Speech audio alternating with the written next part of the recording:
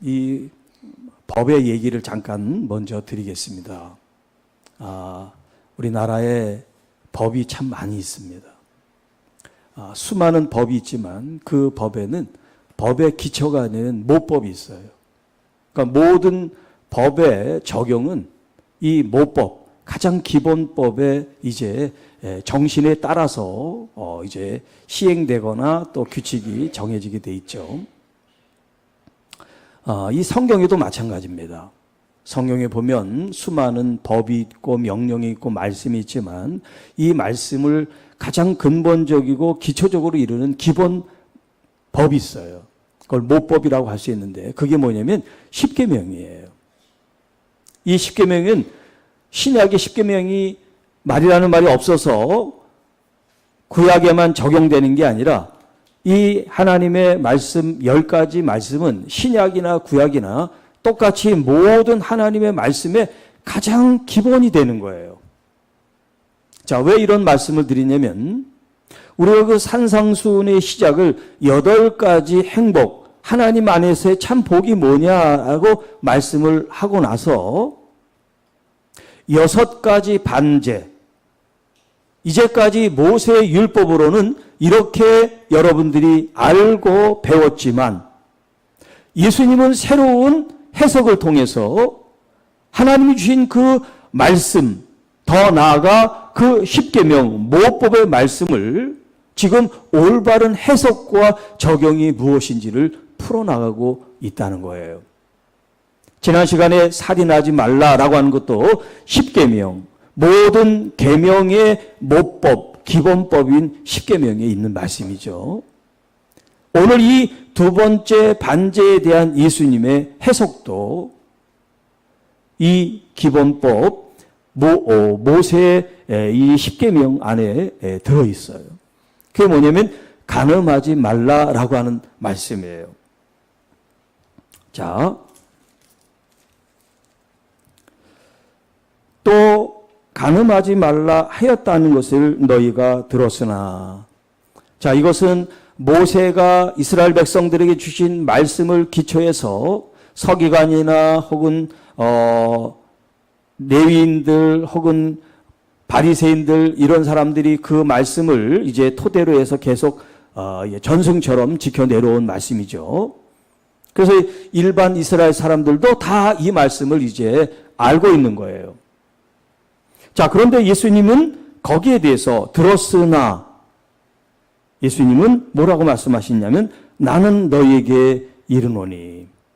지난 시간에도 말씀드렸지만 나는 너희에게 이른다라고 하는 지금 이 말씀이 무엇을 말하냐면 예수님이 모세보다 크신 분이라는 것을 말해주고 있는 거예요. 이제까지 모세 이후에 뭐 제사장이 됐든 아니면 바리새인이 됐든 서기관이 됐든 뭐 누가 됐든지 간에 그들이 모세보다 높다는 생각을 아무도 할 수가 없었어요.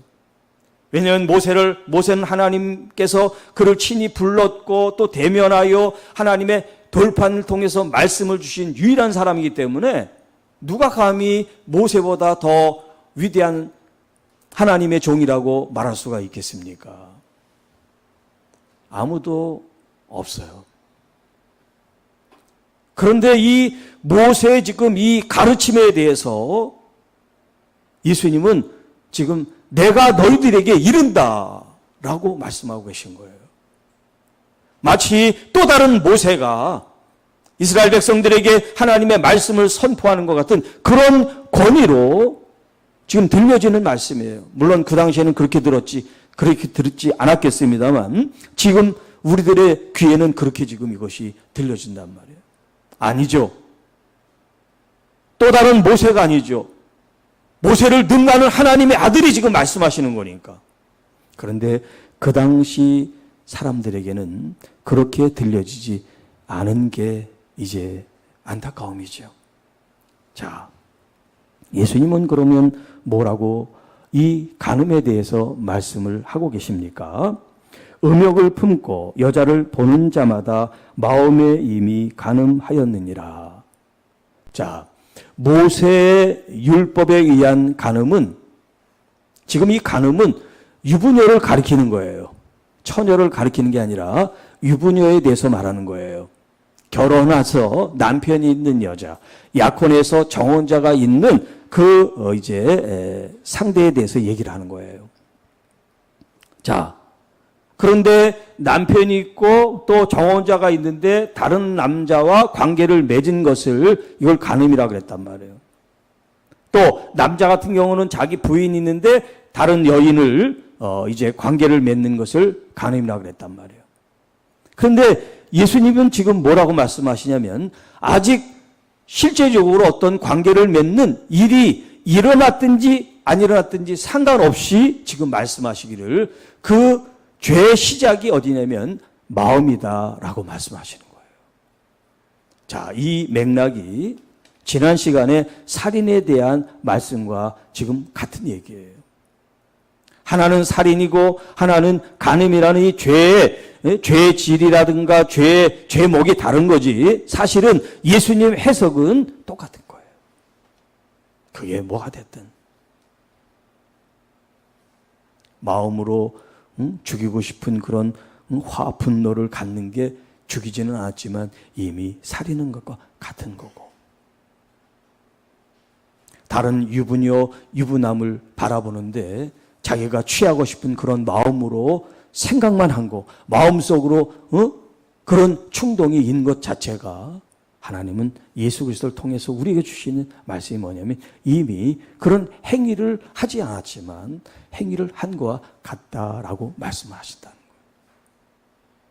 자, 지금 실제적인 행위를 했냐 안 했냐에 따라서 죄가 성립되냐 성립이 되지 않느냐는 게 이게 세상의 법이죠. 그런데 모세의 법이 이제까지 세상의 법에 마치 모법처럼 그렇게 실행이 됐어요. 그런데 예수님이 지금 나타나셔서 지금 이제까지 생각하고 또 그렇게 실행해지고 모든 사람들이 알고 있었던 이 법이 있는데 이 법이 아니라 예수님은 같은 말씀이지만 이것을 확대 해석을 해가지고 행위를 했든지 안 했든지 마음으로부터 일어난 그 일을 예수님이 지금 이 행위로 했던 죄와 같은 죄목으로 지금 말씀하고 계시다는 거예요. 그러니까 그 시대 사람들이 이 예수님의 말씀에 충격을 받을 수밖에 없죠.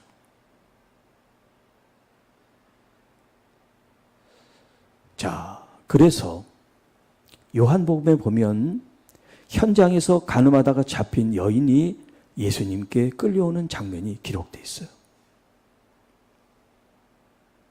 누가 끌고 왔느냐면 서기관 바리새인들이 끌고 왔어요.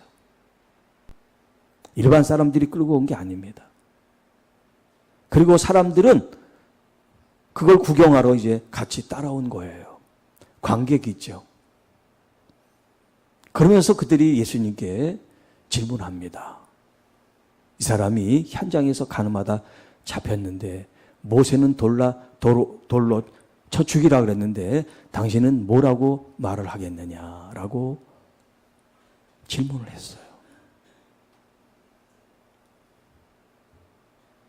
예수님은 실질적으로 현장에서 그런 간음죄를 범하기 이전에 마음으로 그런 생각한 것만도 간음죄라고 얘기를 하시는데 현장에서 그런 일을 한 이 여인에 대해서 예수님은 뭐라고 말씀을 하실까라는 질문인데 이 질문은 몰라서 질문하는 게 아니에요.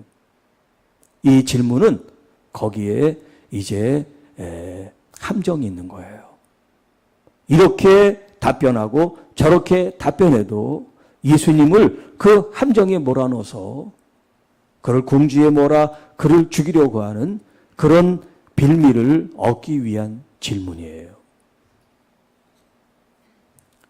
모세법에는 돌로 쳐 죽이라 그랬는데 예수님이 그래 모세의 말대로 저 여자는 현장에서 그런 일을 했으니까 너희들이 지금 사람들이 다 손에 돌을 들고 있단 말이에요. 그들을 그 돌로 그 여인을 지금 내리쳐서 죽일 기세예요.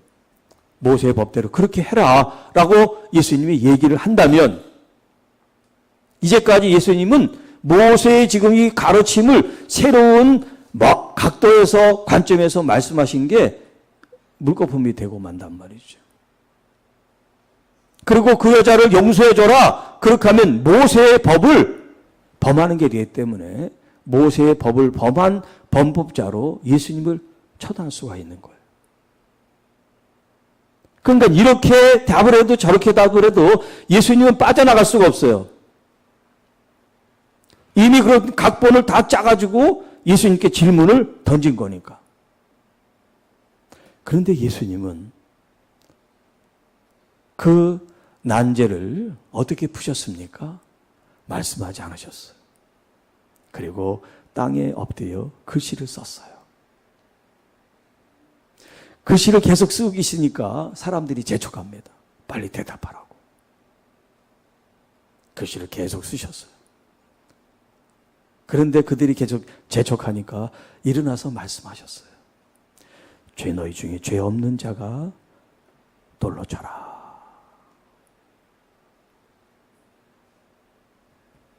지금 우리는 살인죄, 간음죄, 지금 이걸 말을 얘기하는 게 아니에요. 이 한 가지 예를 통해서 우리 마음이 어떻게 변화를 받아야 되고 우리 마음의 관점이 어떻게 바뀌어야 되는지에 대해서 예수님은 말씀하고 있어요.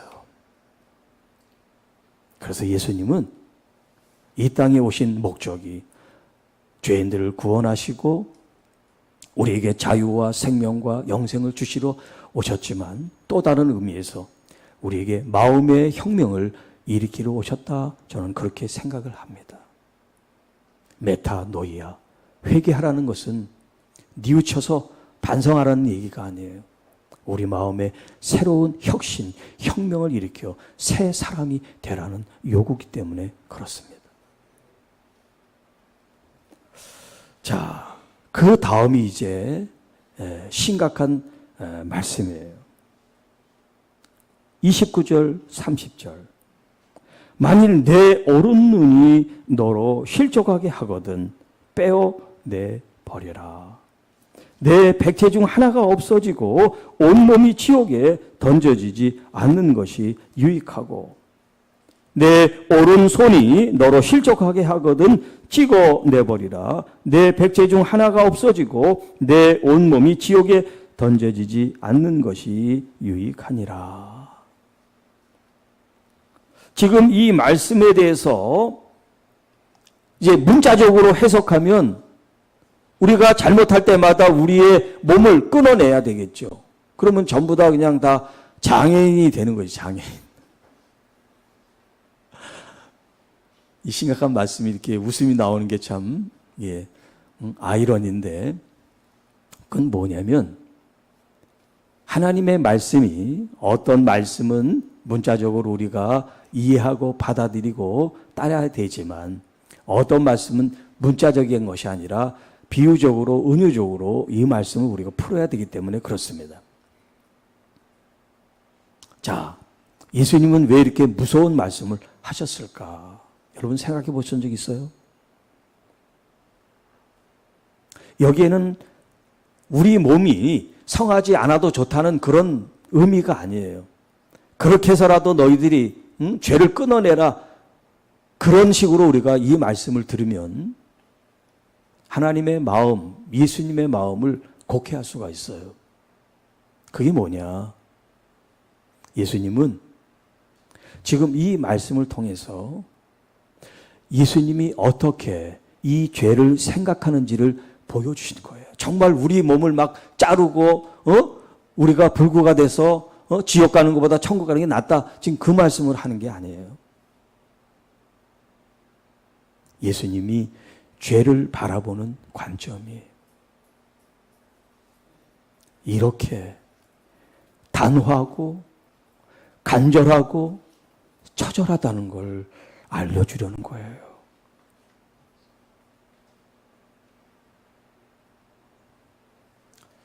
자,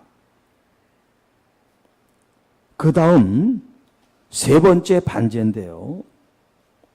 누구든지 아내를 버리려거든 이혼 증서를 줄 것이라 하였으나, 이게 이제 구약의 정신이에요. 신명기 24장에도 이제 증서를 줘서 아내를 이혼하게 하라는 그런 말씀이 있어요. 자, 왜 모세 때 이런 이혼 증서도 아니에요. 그냥 서류라고 돼 있어요. 그런 서류를 통해서 지금 자기의 이제 이혼해서 헤어지는 이 여자에게 증서를 주느냐. 그것은 그 여인의 인권을 보호하기 위해서 그런 거예요. 인권을 보호하기 위해서.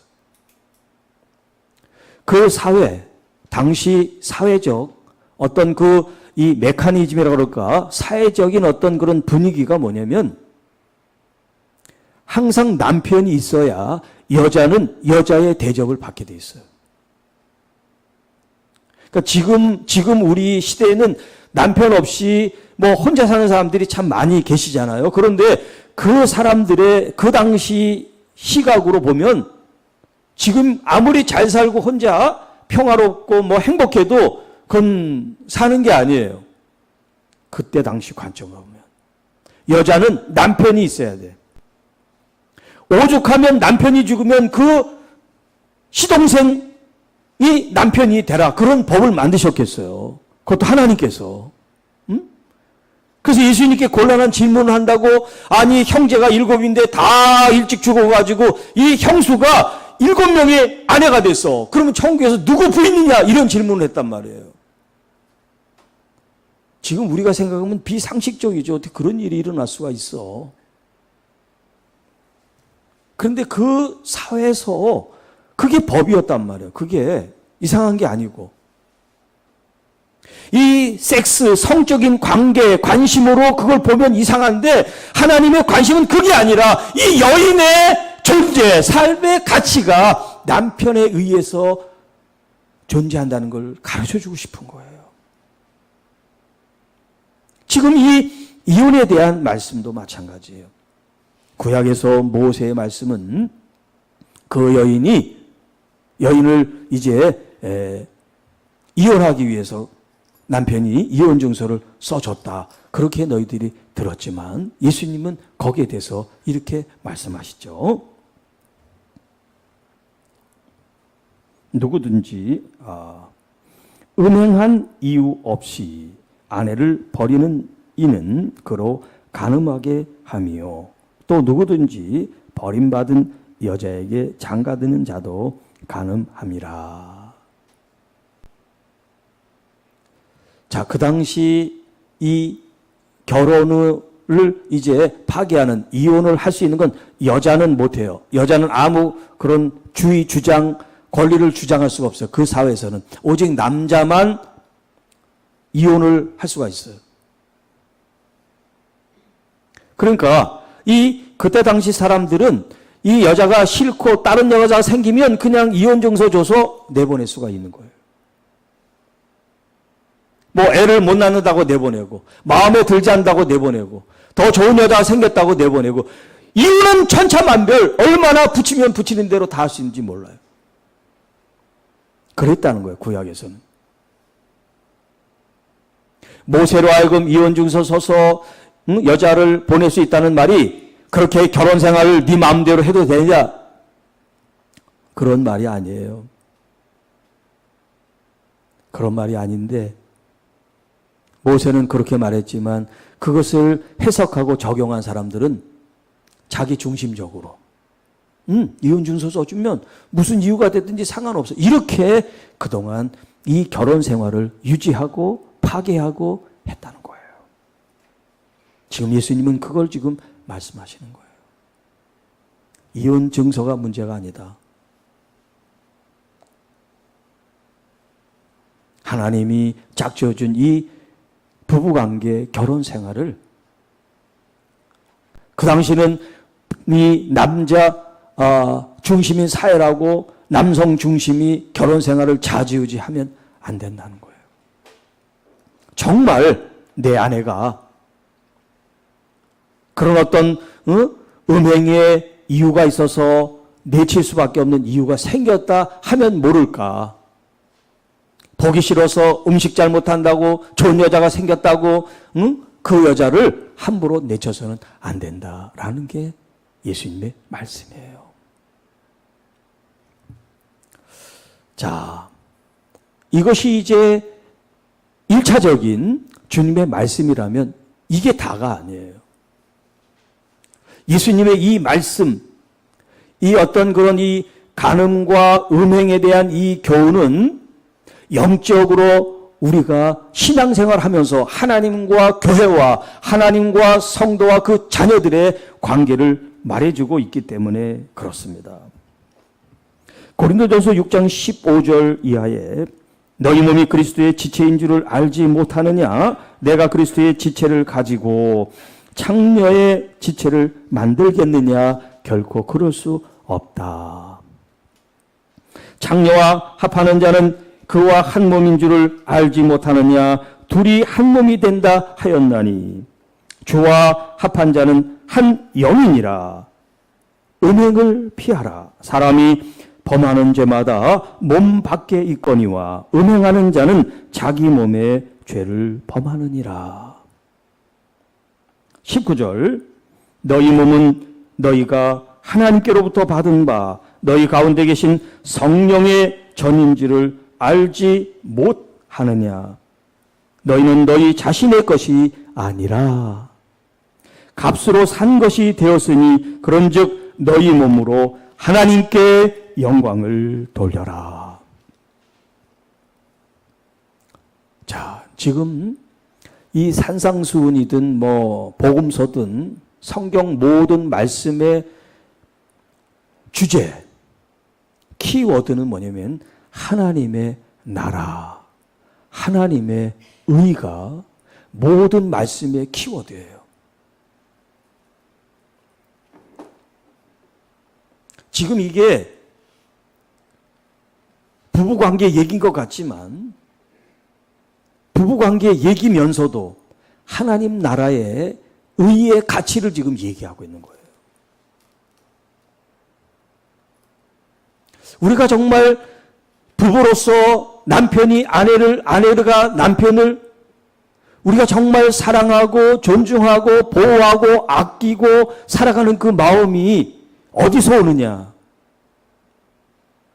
하나님이 주시는 이 거룩한 마음으로부터 시작된다는 거예요.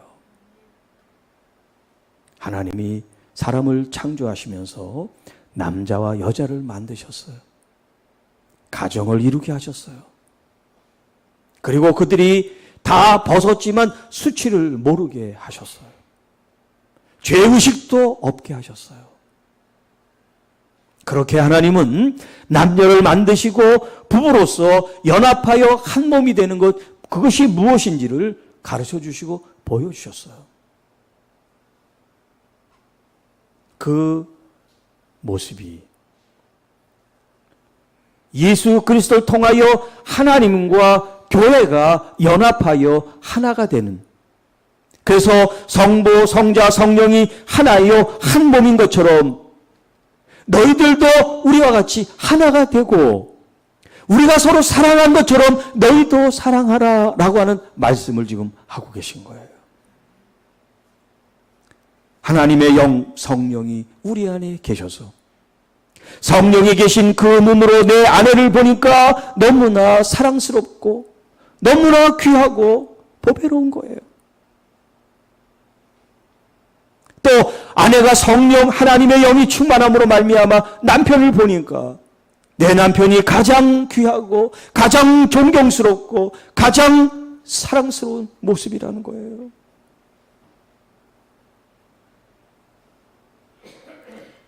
예수님께서 교회를 그렇게 사랑하사 자신을 내어주셨던 것처럼 남편들아 아내를 그렇게 사랑하고 아내들아 예수님이 교회가 예수님을 순종하고 복종했던 것처럼 남편에 대해서 그렇게 존중하고 순종하고 사랑하여라.